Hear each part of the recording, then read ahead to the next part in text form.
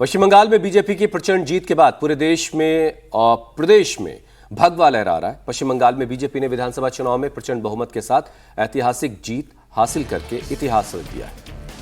BJP ने 294 सीटों वाले बंगाल में 206 सीटों पर जीत हासिल की है।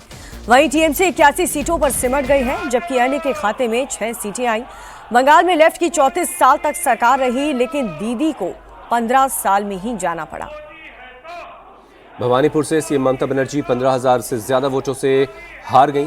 बीजेपी के इस जीत के बाद पूरे बंगाल में अब जश्न है। बीजेपी कार्यकर्ता झूम रहे, गली गली भगवा गुलाल उड़ा रहे।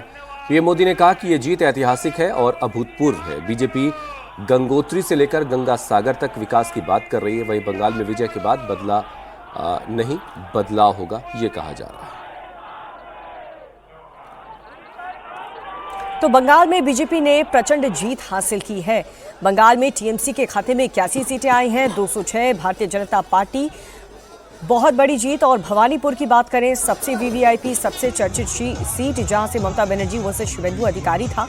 15,000 वोट से भी ज्यादा अंतर से ममता बनर्जी को शुभेंदु अधिकारी ने हराया था।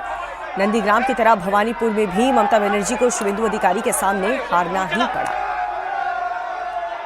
और लेफ्ट के अदर्स के खाते में कुल मिलाकर के 6 सीटें गईं, जिसमें से 2 बीजेपी, 2 कांग्रेस, 2 लेफ्ट और 2 आई हिमायू कबीर की पार्टी के नाम रहीं।